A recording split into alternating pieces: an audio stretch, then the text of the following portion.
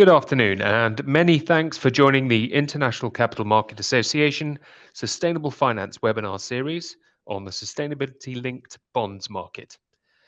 Very shortly, I'll hand over to Paul O'Connor, Head of ICMA Sustainable Finance Debt Capital Markets at JP Morgan, for his introductory remarks. But before I do, I'd like to talk briefly about the format of this Zoom call. This discussion section of the webinar will be approximately 40 minutes long, before we have a 15 to 20-minute question and answer session. Your line will be on mute during the entire call, but if you have a question, then we'd love to hear from you and we encourage you to submit one. You can submit your question using the Q&A box, which is in the toolbar at the foot of the screen. We'll hope to answer it as many as we can after the end of the main presentation. We can now also offer on-demand translated subtitles. And in the toolbar at the foot of the screen, if you click the right arrow, the up arrow to the right of the CC Show Captions box, and then toggle the translation button to green, you can select your preferred language from the options available. This call is being recorded and will be available on ICMA's website in the ICMA Webinars and Podcasts section under the Media and Markets tab at the top of the landing page, if you'd like to re-listen or send it on to colleagues. With that, I'd like to hand over to Paul O'Connor. Sir, the call is yours. Great. Many thanks, Oliver, and hello to everyone. On behalf of my fellow coordinators, Orth at Natixis, Samuel at PIMCO, many thanks all for joining, and special thanks to Valerie and the ICMA team for hosting this session. So the objective here is to provide an update on the evolution of the sustainability-linked bond market and to allow market participants an opportunity to raise questions. So since the publication of the principles, we've obviously produced quite a lot of guidance, particularly in the form of the Q&A, but also in the form of the illustrative KPI registry, with which many of you will be familiar. If you haven't already had an opportunity to review that guidance, do please consider visiting the ICMA website, the Sustainable Finance section, and take a look. Very helpful.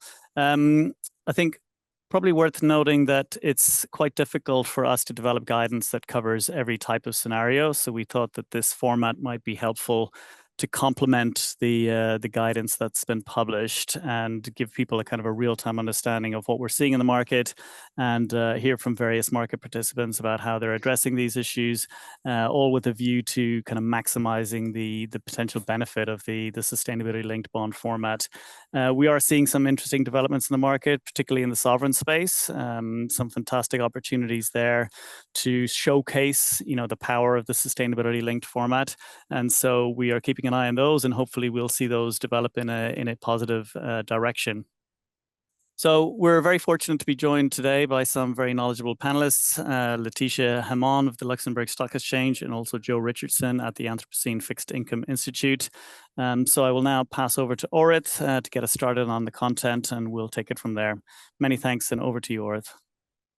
Thank you very much for that introduction, and hello to everyone. I'm going to start with with Letitia, if you allow me. Thank you for being with us. Maybe just a generic question on following the recent review you've made on the SLB market. Could you share with us your key takeaways in terms of main trends, just to start with and set the scene? Yes, sure, absolutely. So good afternoon, everyone, and greetings from Luxembourg. So just a few words maybe on the study first and the universe that we cover. So we cover around 800 sustainability-linked bonds in this study from 4 different issuers. And the reason why we've decided to publish at the beginning of this year is because 2025 is a crucial year for SLBs, because that's a year where most targets are due. So it was the right time to shed the light on the market before the targets are due. And certainly in 2026, we would renew the exercise. So what we observed in terms of the SLBs, so first in terms of the issuers, and with no surprise, 80% of the SLBs have been issued by corporates. But what's most important is that the share of SLB issuances from hard to abate sectors, fossil fuel sectors, is well above other sustainable bonds. So this really highlights the importance of robust target setting, but also effective monitoring, but also the importance of SLBs for this type of sectors. When it comes to the sovereign and agencies, Paul mentioned that there was also SLBs from sovereigns, but rather a limited number for the time being, although they rank first when it comes to the size of the issuances. So the largest issuance, for example, of the SLB that we've seen so far is been issued by Uruguay. When it comes to the target, I think we'll go into more details after, but most of the SLBs are linked to 1 or 2 targets maximum. And today, the majority of the SLB's targets have been successfully met. So maybe that's a message that we need to hear as well. Out of the roughly 200 targets that were due by or before 2023, 56 have been met. So really important number as well.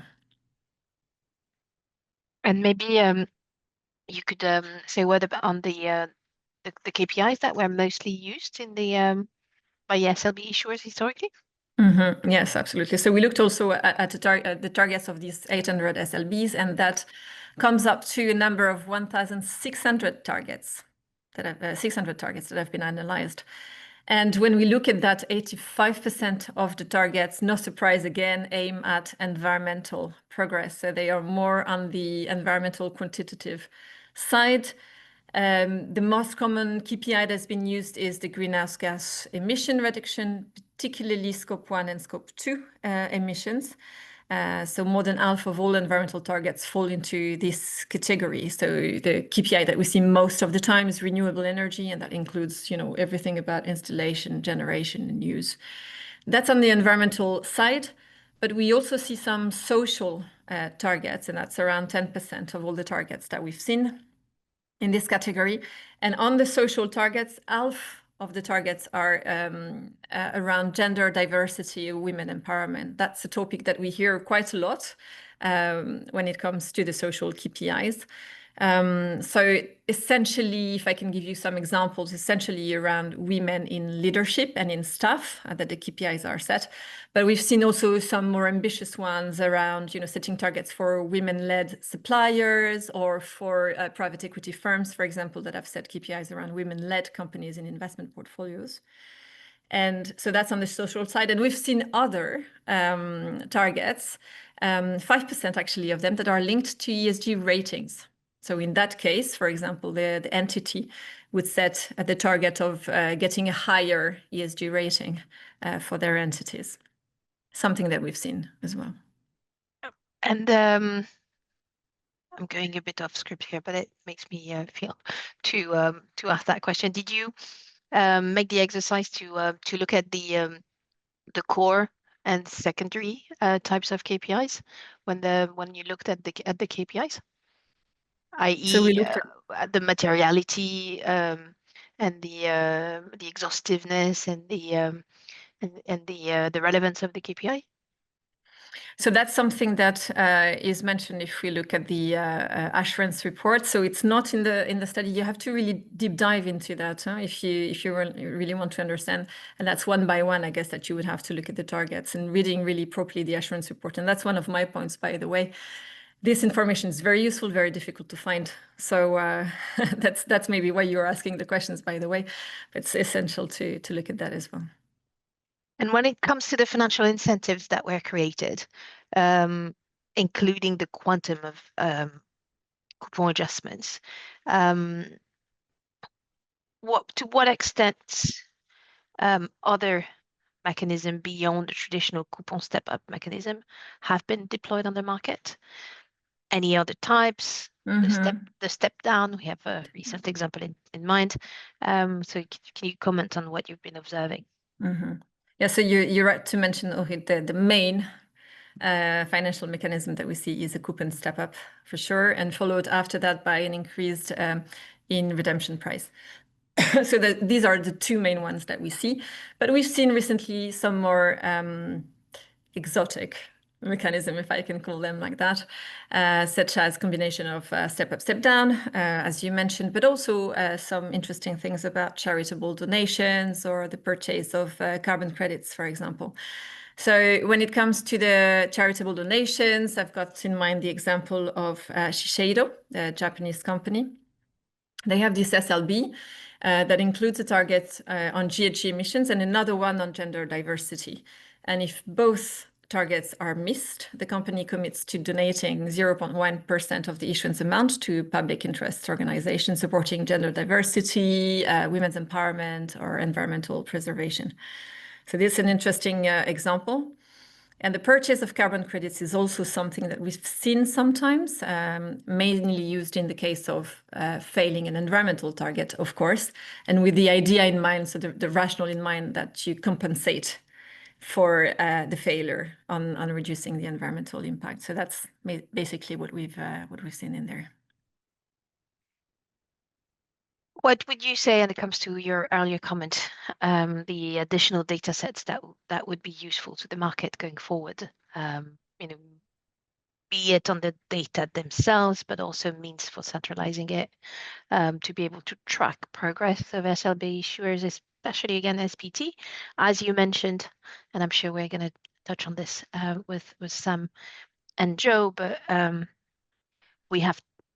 we all have in mind that 2025 is going to be a very significant year with a lot of SPT hitting.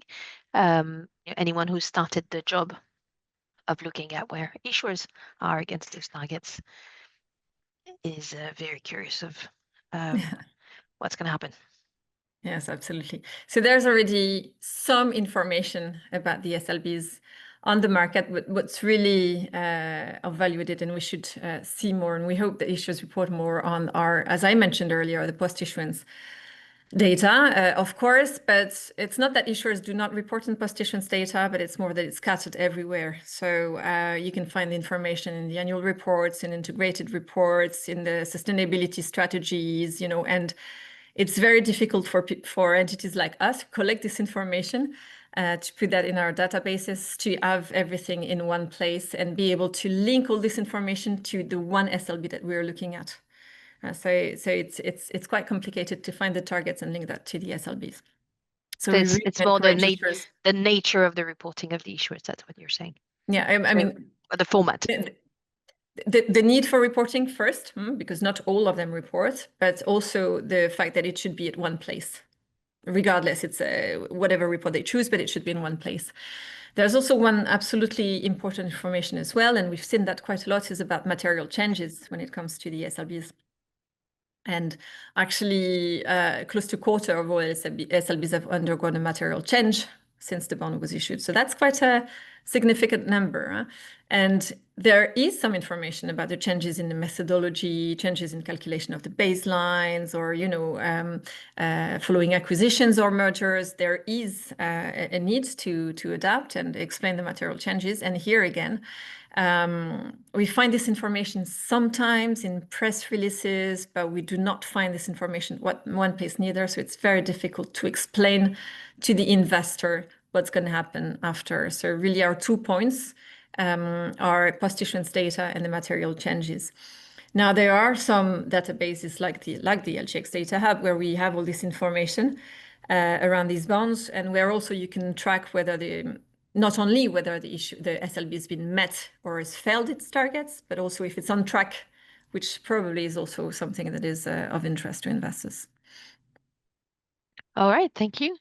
For that, with that, Sam, I will pass it on to you to carry on with Joe, and I'm sure we'll come back to Laetitia on the Q&A I'm seeing popping as well. Thank you, Ulrich, and good afternoon or good morning, everyone, and thank you for joining. We felt it might be helpful if I provide some introductory comments to set the scene and as a segue to Joe Richardson's insights into the SLB market. So for this section, we'll start by focusing on some of the main trends in terms of issuance volumes and what are some of the drivers and the potential outlook in relation to the SLB markets. Just by way of reminder, in terms of issuance volumes for SLBs, they have experienced some challenges in the recent period. So they have been down in Q1 or last year compared to previous years. And when we think about the drivers of that change, we tend to make a distinction. Often it's useful to distinguish two types of drivers. So what's about the broad sustainable bond market or broad sort of sustainability and even broader market conditions, and what's unique to SLBs. And for the first part, we think it's important to highlight that SLBs tend to mirror broad market trends, so including sustainability trends in terms of transparency, in terms of disclosure, in terms of targets. And it's probably more helpful or interesting for the discussion today to place a particular emphasis on some of the factors that are unique to the SLB market. Just as another reminder, it's still a relatively young market that developed in 2019 with the first issuance, and the sustainability bond principles of ICMA were published in 2020. So essentially, that means in practice that we are seeing the market getting more mature, and it continues to innovate.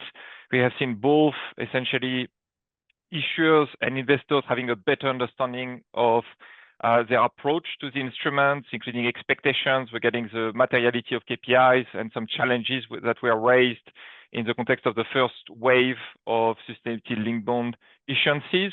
And there has also been an element of realization from some issuers that this is a relatively sophisticated instrument, particularly for issuers that are at an early stage of their sustainability journey, and that may have essentially resulted in some issuers pausing the SLB issuances, or for some of them opting to do the green format if they're in a position to do so. As SLB working group coordinators, we very much emphasize and believe that SLBs are complementary to use of proceeds, but in practice, there's still an element of healthy competition of potential overlap between the two instruments. And in general, green bonds have essentially gotten, for instance, more support from regulators in some of the most recent developments compared to SLBs. And there are a range of similar related factors that have played a part in some of this recent dynamic. What's more interesting for today, we feel, is to highlight some of the supportive drivers, so take a forward-looking perspective on this market. And as Laetitia has noted, for example, in terms of increased quality of the market, there are several studies that have highlighted this sort of positive dynamic. Secondly, on the element of the maturity of the market, that also means in practice a better appreciation of the benefits of sustainability-linked bonds, in terms, for example, of increased accountability as issuers are reaching these interim milestones on their greenhouse gas emission reduction targets. As there is more emphasis on transition plans, and SLBs can help in terms of increased transparency of issuers with regards to their greenhouse gas emission reduction strategy. And importantly, as related to what has been also said before by Laetitia and Orif, there is unparalleled guidance or level of data and research on SLBs, which means in practice, more resources for market participants to develop high quality structures. In terms of diversification, I think Laetitia has mentioned the hard to abate. That's particularly interesting. And Paul had mentioned in the introduction sovereign. So we are seeing a range of areas of the market in terms of sectors, in terms of themes, where there is interest being expressed or issuers have developed already SLB frameworks, showing that there is momentum in terms of taking a more holistic approach and incorporating the SLB instruments into various contexts. So based on these remarks, it would be particularly interesting to hear from you, Joe, given all the research and insights that AFIA has published in the past, in terms of what you see as the most interesting recent trends and drivers, particularly when looking ahead at the SLB market. Great. Yes, thank you, Samuel. No, absolutely. So yes, I'm from an organisation called the Anthropocene Fixed Income Institute, and we are a philanthropically funded research firm. We've done a number of pieces of work on sustainability-linked bonds, which we do believe have kind of tremendous capacity for impact, perhaps as a number of these panelists have said already, we maybe still haven't quite got there, but we want to understand where the market is. I think our work, and this is maybe one thing that hasn't been mentioned yet on this session, is we're very focused on the market pricing element. It's been said that the sustainability-linked bonds can be incredibly complementary to use of proceeds issuance. They have a very, different kinds of issuers might use them in hard to abate sectors. But we spend quite a lot of time looking at what we call the kind of pricing benefit or the option price of sustainability-linked bond. It's this idea that if an investor might receive a higher step up in the future, then with some probability, they should rationally accept less today. And that means for an ambitious structure, an issuer can have a tighter cost of capital, a tighter issuance yield, and this step up can act as a hedge for investors. So certainly a little bit later, we're going to talk about lots of the things happening at the moment and how we're seeing bonds make their targets or miss their targets or what's happening to the pricing. But in terms of this kind of point about market trends or drivers of kind of primary issuance, we know the issuance has been reduced, and there certainly are maybe a couple of market concerns that perhaps have been slightly harder to shake off. But I'd love to just kind of share some of our work or some of the conversations we've been having around some of these drivers. I think originally, this is the one point that maybe hasn't been said so far, I think from a regulatory point of view, there's still this slight challenge around where a sustainability-linked bond investment might sit. It's very well accepted that a use of proceeds bond from a regulatory point of view, from an SFDR point of view, can very naturally sit within a sustainable investment bucket. And I think how a sustainability linked bond may or may not be suitable for that kind of investment pool has kind of maybe been a little bit harder for all investors to get comfortable with. However, one very positive conversation that we've heard quite a bit is that in fact, a comprehensive use of proceeds framework is no longer necessarily sufficient for the whole issuer to be considered sustainable. And maybe lots of investors have been able to look through a use of proceeds framework to perhaps the overall transition plan of the issuer, and really it's that issuer level assessment that's happening. And sustainability linked bonds, as has been mentioned before, offer that holistic or issuer level assessment of transition with commitments and with a high degree of accountability and transparency. A couple of other quick pockets I'd love to highlight. One's been mentioned already. Actually, again, Letitia has mentioned these structures that pay not a step up, but in fact, maybe a charitable donation or perhaps they might buy carbon offsets. In fact, that's a structure we're seeing coming out very strongly in Japan. And Japan has been an area of growth. It's a small part of the market, but it's the one area that has been growing through 22, 23, 24. And issuance profile in that sector, in the corporate sector, is very broad, although focused on emissions-based KPIs. And this structure is quite interesting, so instead of a step-up coupon for investors, there may, and nearly 80% of structures in this market use this kind of alternative step structure. And I think it's in response to this kind of ongoing queasiness, maybe, that investors don't want to be seen to be financially benefiting in the event that a target might be missed. And maybe this idea that there would be a donation to charity, or perhaps there might be some emissions credits being purchased is perhaps more palatable. I mean, in truth, in our view, of course, we believe the step up offers investors a hedge. We've got a few case studies on that later. And so, that an investor could always choose to donate their step up to charity if that's what they wanted to do. And so in some sense, these structures may be a little bit more limiting. And I think in order for those structures to appeal to the broader international investment group, that might need to be addressed. Those bonds in question are disproportionately issued in yen for domestic investors.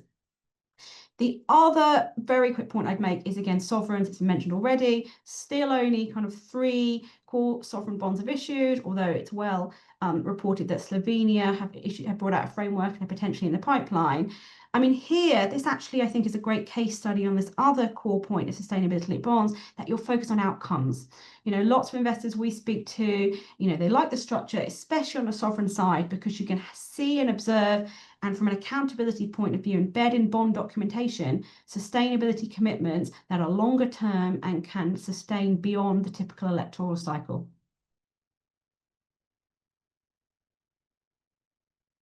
Thank you, Joe, for this insights.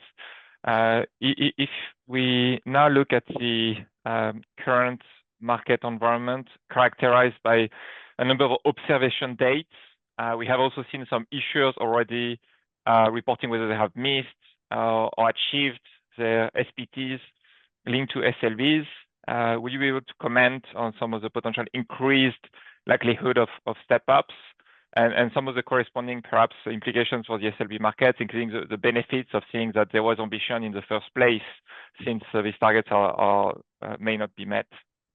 Certainly, you've hit there on kind of maybe one of the paradoxes of the market. One can't simultaneously criticise a bond for being unambitious and then criticise issuers when they miss their targets. And I think the more we sort of go through this process and understand how issuers are using this as a tool for dialogue, we can all get a bit kind of more comfortable that these things have to go hand in hand. I mean, in many ways, I would argue monitoring the pricing and the behaviour in the secondary market is almost more important than the primary market, in that the more we see the bonds go through their life cycle, targets are missed, targets are made, this hedge can play out, and issuers who are truly ambitious can see the benefit in their pricing, that will drive more investors to the space, which will drive more issuers to the space. And I think that's the virtuous circle that has the potential to grow both the size but also the impact of the market. And in that sense, again, I think we've found 257 bonds so far that will be observing their target this year, compared with 30 or 40 last year. And the scale of those case studies and how we might see more and more different eventualities come is definitely a thing for us that has the potential to widen the pool of the investors. A couple of points I'd love to flag on what we've seen so far on bonds kind of going through that observation date. So first of all, as said already, we kind of spend a lot of time calculating and monitoring the option value. I mean, again, very simply, that's just what is the value of my step-up coupon times what is the probability that I expect to receive that. But, that has value ahead of the KPI reporting. In an efficient market, we would expect the market to imply the probability of that target being achieved. We should be able to observe the price of that bond compared with other bonds and use that to imply the probability. I mean, even aside from how fantastically valuable that would be in an efficient market where investors or any stakeholder could use that pricing to infer how issuers are doing compared to their transition plans, but certainly in early examples, such as, well, the first couple of bonds that missed their target was Enel, the Italian utility company, and also London and Quadrant Housing, a UK housing trust, the market move was very quick only once the reporting was confirmed, i.e. before it was confirmed that the target was missed, the option value was close to zero, then it was confirmed and the market moved very quickly. But actually, even on that, already we're seeing some more positive statements. Just a few weeks ago, A2A, another Italian energy company, has missed a target. However, there, and in fairness, we should highlight the company had essentially indicated it was going to miss its target by changing its strategic plan. However, our analysis suggested that the market was pricing a 42% probability prior to it being confirmed. And that's not something we'd seen before. Before, the market was very much waiting and seeing, whereas here it was 42%, again, our calculations, and then it moved to 100% when it was confirmed. So that's suggesting to me that investors are beginning to anticipate some of these things and beginning to value the hedge in this option in some of these case studies. Another benefit that's been highlighted already is transparency. Nowhere else is there a structure where a company or an issuer has to embed in bond documentation that it's going to commit to a target, it's going to keep reporting against that target, and it has to be a core part of the dialogue how that performance does. Issuers can't change their KPIs, they can't stop reporting the updates, and they can't change their boundaries.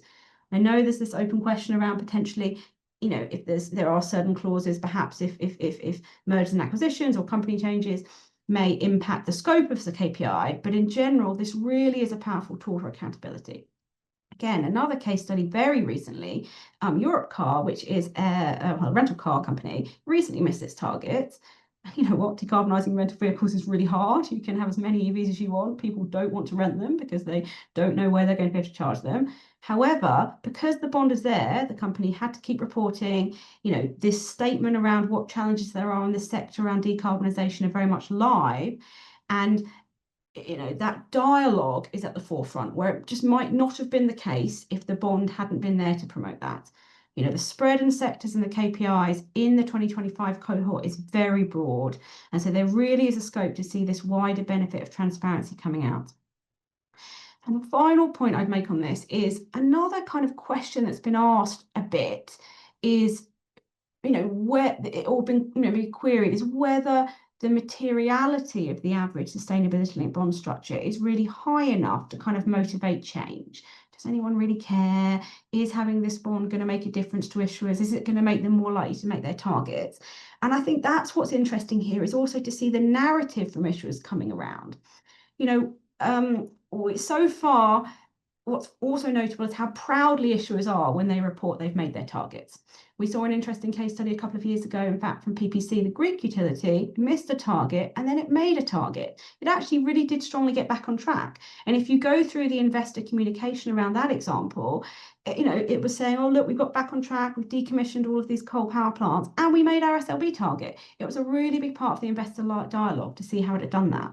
In fact, this year already, Eni, the energy company, has also achieved a target in 2024 on direct emissions intensity, however, likely with significant purchase of carbon credits.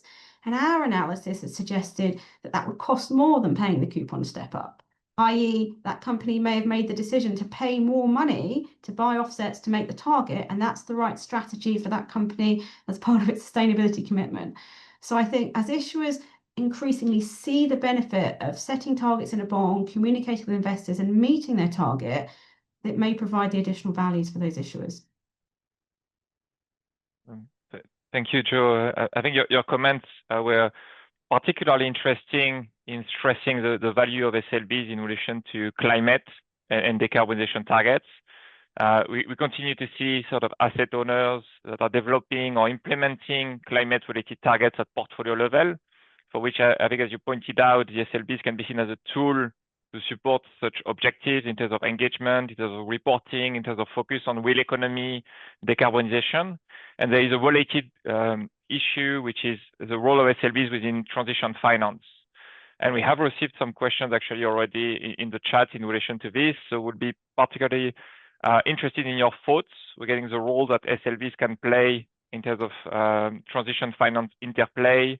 What are also some of the challenges to fulfill the potential of SLBs in relation to transition finance, particularly for hard-to-abate sectors? Yeah, I mean, I think it's relatively uncontentious to say that, yes, SLBs have a pretty potential impact or role to play in communicating these transition objectives, and very simply because, they're focused on the outcomes rather than perhaps kind of by construction. A use of proceeds bond maybe focus on the input or elements within the operational control. But as you say, we believe in a strong complementarity between the two products. I think looking at the frameworks we've seen so far, specifically say in transition use of proceeds bonds, again, the most famous of which is of course the Japanese government GX program, it still fundamentally kind of commits to investments or different technologies that may not be tested. We don't know what's going to happen. We're going to take our money, we're going to invest in these technologies. We hope they're going to deliver the decarbonisation we want. But, for our sustainability-linked bonds or that additional degree of communication, it just gives that oversight on the actual outcome that is being desired to be delivered. There are, of course, though, still a few challenges or considerations. I mean, one that we've seen play out a little now is, of course, this point around the target dates. We've seen a couple of really interesting frameworks from issuers with, a number of dates in the future. However, if the bonds are shorter dated, you can't use those longer dated targets necessarily. And you might be using interim targets that may not be as ambitious. And, the question is, how can we support sustainability-linked bonds, perhaps for a shorter date, where maybe the most ambitious targets haven't yet been referenced. In fact, we saw it a few weeks ago in Shares, a Czech energy company. But having the framework may still mean the issuer is committed to the longer dated target and may be used in a future bond. We are seeing those issuers building sustainability bonds framework, coming back to market with the same structure and format, and that may indicate this commitment to use the longer dated targets in future longer dated issuance. One other interesting factor to consider, though, and I think that's also been hinted at here, is how structures can be used with multiple observation dates or multiple KPIs. In general, we have seen most bonds use only a single target date, which of course, I think at the moment, while the market is still maturing and it's important to support adoption, simpler structures are easier for everybody to understand, they're easier for investors and issuers to price. But it does rather mean you're kind of focused on one specific target and seeing how that might do along the transition plan. However, as issuers are using, as I said, a number of different targets on a number of different dates, by having a broader curve of sustainability-linked bonds available, that's how you can build up the full observation of the transition. So again, NL, the obviously largest issue of the structure, because it's got so many bonds to so many different targets, you can really through that understand the whole trajectory and kind of give investors the overall view of that entire pathway. Thank you very much, Joe. Very insightful. Back to you, Paul, for the Q&A. Yep, thanks, Sam. We've received a large number of questions, so thanks everyone for the engagement. Let's just try to rattle through these quick fire as best we can in the time we have available, and we'll get to them as quickly as possible. First question on exclusions. So we're seeing an increase in SLBs for sovereign issuers. How can sustainable impact funds with defense exclusions invest in SLBs from sovereigns, given the SLB use of proceeds are not ring fenced? Maybe Samuel, you want to take that one, given that I guess you'll have similar issues. Sure. Thanks for that. So maybe worth also mentioning that we are planning a dedicated webinar on sovereign at a later date, so could drill down into some of these issues. But some remarks on this specific question. I can refer to the ICMA Q&A handbook that essentially doesn't open on exclusion thresholds, obviously, but provides some references and observations in terms of elements to consider when thinking about exclusions from an issuer perspective. In general, SLBs are not tied to specific projects. So essentially that would mean in practice no different treatment from a general corporate purpose bond if you think about the exposure to excluded activities. But I think unless obviously there is a combined SLB use of proceeds format, but it seems to me that this question on sovereign and SLBs may also partly related to some of the fund naming rules that are currently topical and set to enter into force in Europe. And based on the language that has been published so far, it's worth mentioning that there is no sort of explicit reference to sovereign. The language is essentially framed around corporates in relation to the defense sector, which means in practice that sovereign may not be in scope. But as it relates also to this guidance, this is exclusively focused on use of proceeds again, this sort of ICMA fund naming comments, meaning in practice that the SLBs will not be in scope unless they are combined use of proceeds and SLBs. Great. Thank you, Samuel. And maybe one for Letitia. How can technology enhance the efficiency and accuracy of tracking sustainability metrics tied to SLBs? Any thoughts on that? Yeah, so and just maybe if you allow just a comment on what Samuel just mentioned, because my understanding is that it's true that SLB is not necessarily specified in the ICMA guidelines for on fund names, but I still think that if an SLB, so if a fund using the terms transition, ESG, environment, sustainability, and the like, it should align with the CTB benchmarks, so the climate transition benchmark that excludes companies involved in any activities related to controversial weapons. And I don't think there will be any exceptions for SLBs, but to be checked on that. I have in mind an example of this AGP asset management that excludes sovereigns bond issued by countries that are subject to an embargo by the UN Security Council. So that's one part. On the technology question, it's always the same answer that I would give. Technology can do a lot of things, but first thing is that issuers should put in place the right data processes to collect the data and the KPIs. And for investors, they should also, to increase the efficiency and accuracy of the tracking, they should encourage issuers to clearly disclose their progress on specific reports. If this is not done, whatever technology you're using, it's not going to work. So it's the principle of garbage in, garbage out. But once this is done, when there is proper data governance, proper data processes, I'm sure that technology like generative AI can do a lot with this is what we're going to do. For example, we're already doing, and we're going to increase as well, collecting the data through AI technology as well. Great, thank you. Next question on the US position, which is something that's obviously generating a lot of news flow more generally.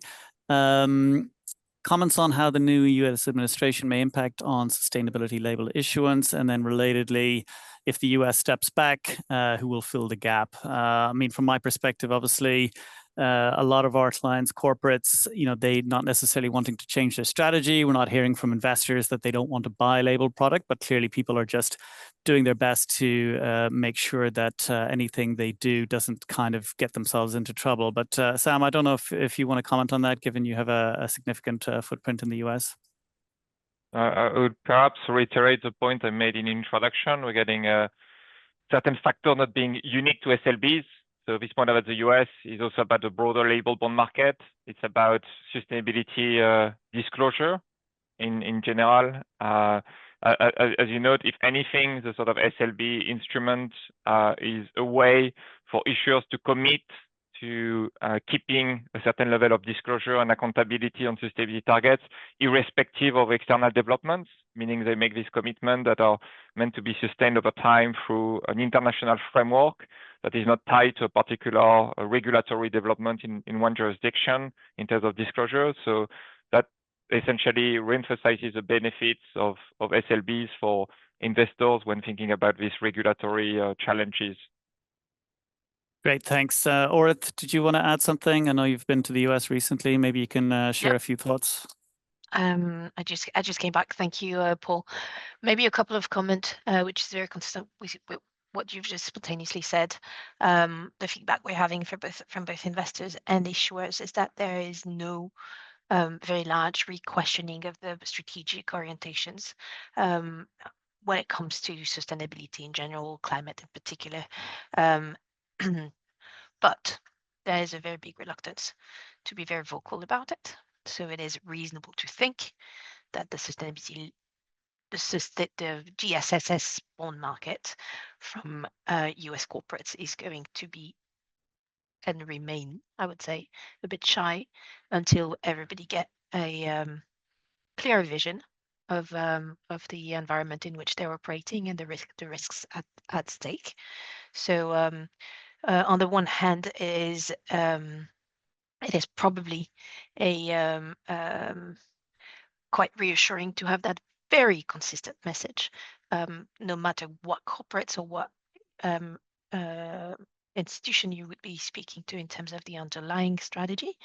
And especially also because a lot of the investors do have LPs or final investors who are international players in regions where the environment, the focus on transitional topics has not moved so far. So the ask from their investor stakeholder remains intact. So there is and it's valid on the public sector and on the private sector. So it is reasonable to think that we're going to see a shy USD denominated GSSS bond market from US issuers for quite some time.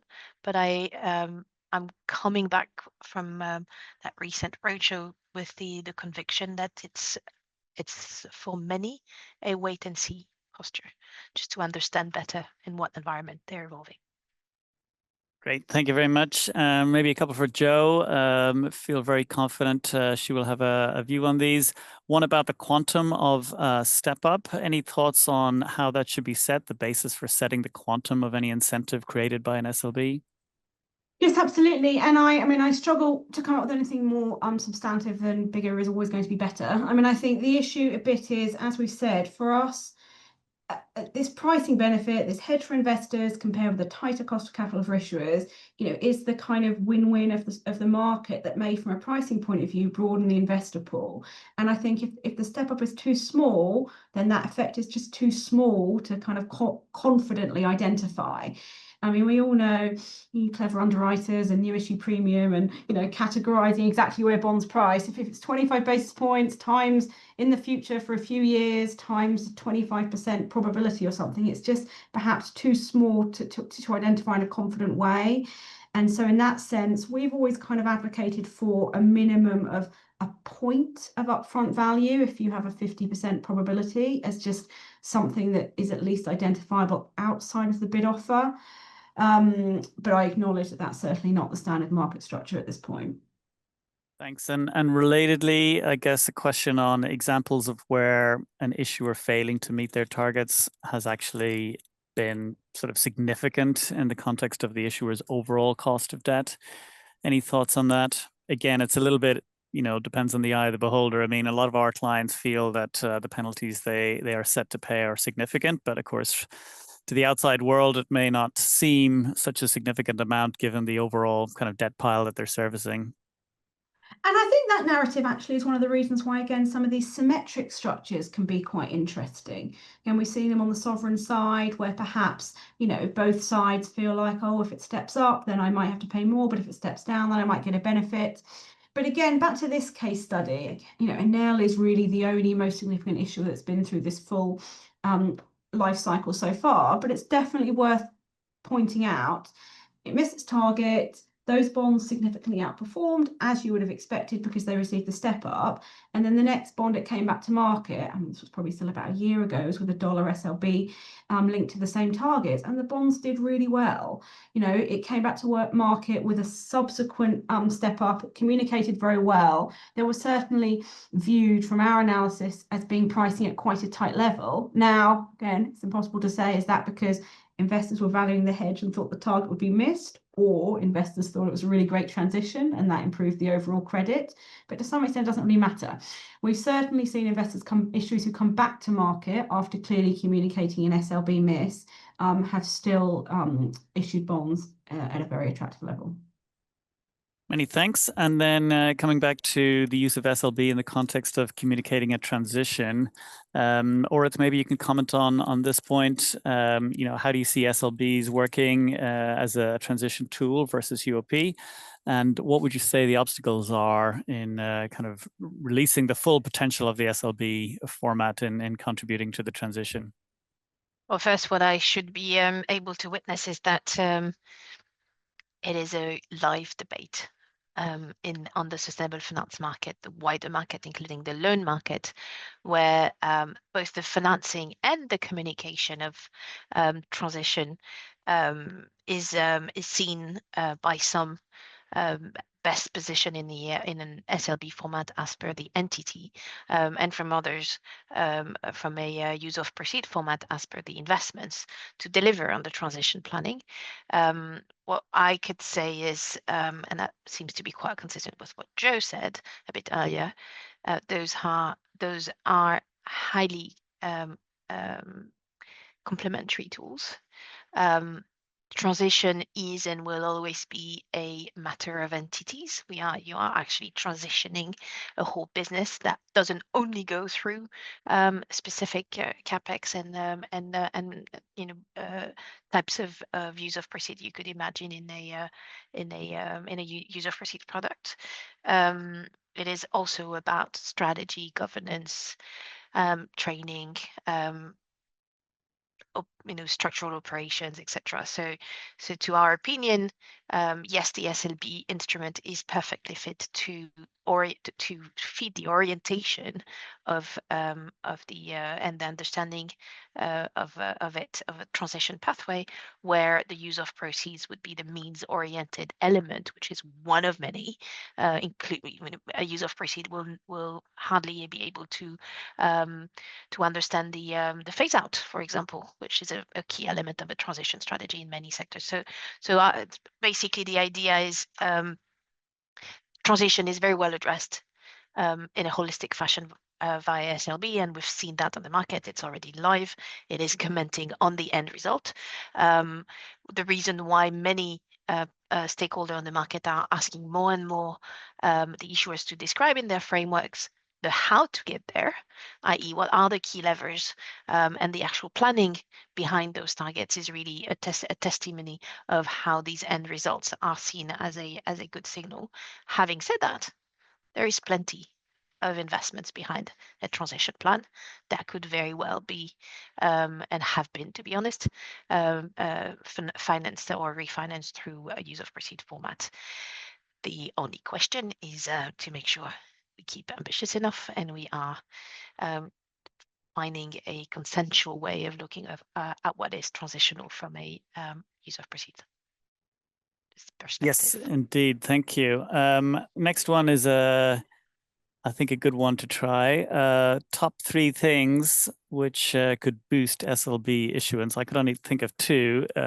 So one would be, I think, increased policy incentives for issuers. So I think a lot of the things that are putting off issuers of SLB is not that they don't have targets or that they don't see a need for them, but rather the economic incentive for them to change their business model in a way which would allow them to meet those targets. So I think the policy environment is very important, and also I think investor demand. But maybe Sam, do you have any additional thoughts on what could boost SLB volumes in the future?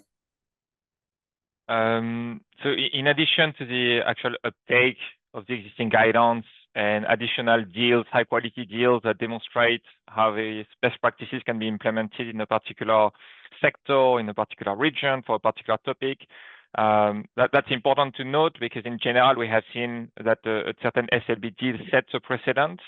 So when there is a sort of high quality example, then that can subsequently support other issuers, or when a sovereign is issuing an SLBs, and that can subsequently stimulate issuers operating in this region. In terms of guidance from ICMA, it's already extensive. However, there are still opportunities of complementary, supplemental guidance in particular areas.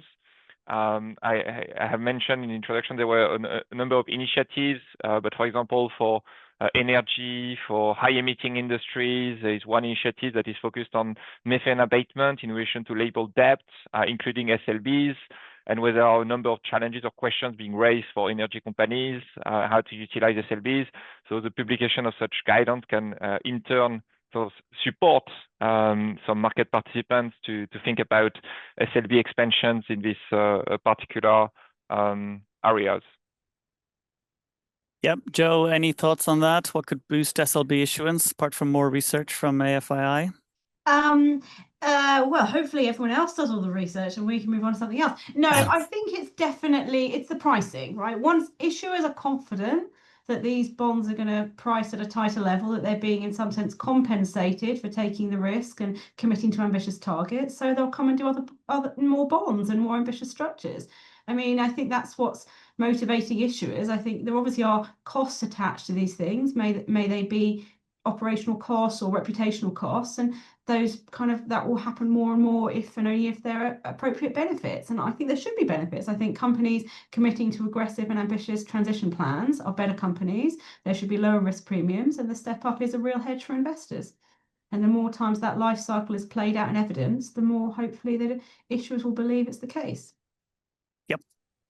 Thank you. Oreth, anything to add to that? Allow the banks to do some. Yes. Okay. We'll take that one away. Thank you very much.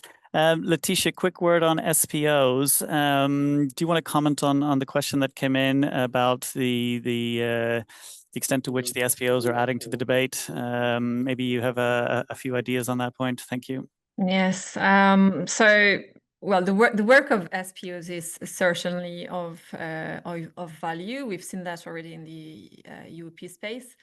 But in the SLBs, it was a trial and error, I guess, work. This started, in 2019. So for the SPOs to learn also how to assess whether a KPI is ambitious enough and material enough is a big work. And I think maybe it was a bit underestimated. That's something, when you do that, you need to really understand the sector in which the issuer is operating. You need to understand its activities as well. So it can't be high level. It has to be very detailed and understood. And so we can't blame the SPOs from not being able to do that. I think they try and they do more, but it's a very complex exercise, I guess, to do so. Sometimes you lack also the benchmark capabilities. You lack the ability to have the sector transition pathways. So it's difficult.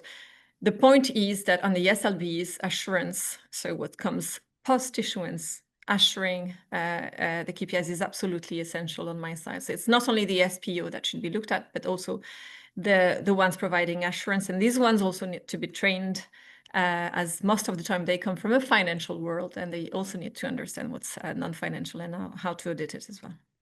If I may just say a word on this one, and do a small page of advertising. The KPI registry, on which we collectively have been sweating a lot on to try and have a collective view of market participants involving many market participants, is a good start for SPO assessment of both the choice of the KPIs, which sometimes is difficult to understand. Yes, The indeed. assessment made. Thank you. And sorry, Orith, while you're speaking, do you want to take that one about 2025, the great miss year for SPTs? How do you think the market's going to react to the fact that more issuers are going to miss their targets? I mean, we're starting to see it happen already, and I think certainly it adds a counterbalancing point to those who would say that the targets have been too easy, but maybe you've got a few more thoughts on that. Yeah, and I don't have a crystal ball, but to my opinion, this is a much more tangible and imminent test for the market than the overall US context, if I'm allowing myself. And by discussing with issuers, I think it is a demonstration of I would say the overall vigilance that we've had collectively on this market to make sure the targets presented try to be ambitious and not already a given.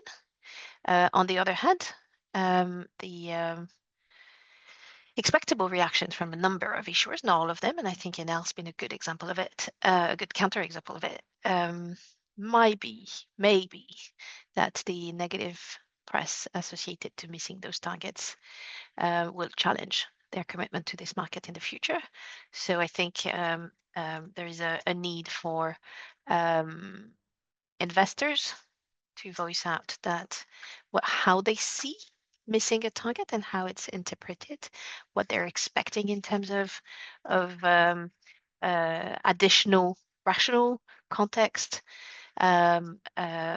forward-looking information attached to the simple information of missing a target, which I think is very essential to make sure we're not pushing issuers away from that market. Great, thank you very much. Sorry, go ahead, Sam. In one sentence on this, building on Orith's comment, key to distinguish internal from external factors. We have seen the pattern that many of these misses were due to external developments, and the distinction between the two should be highlighted when commenting on looking at these deals. And second, in terms of best practices for positions disclosure, including on KPIs being met or missed, there is a checklist from ICMA that was published last year that is a helpful resource to support market participants. Many thanks. And I think, unfortunately, we'll have to leave it there. I just wanted to say before we finish that there are two other webinars coming up in this series. So one on the 22nd of May around the selection of KPIs, particularly with reference to scope 3 target setting, which is something that everyone recognizes as a challenge. And also on the 2nd of July, we will have a session on sovereign SLB. So something to look forward to during the summer. But I just wanted to say thanks again to our panelists for sharing their views. Thanks to everybody who joined, and thanks again to the ICMA team for hosting this session. And we look forward to being in touch soon. Thank you very much. Thank you. Thank you. Thanks.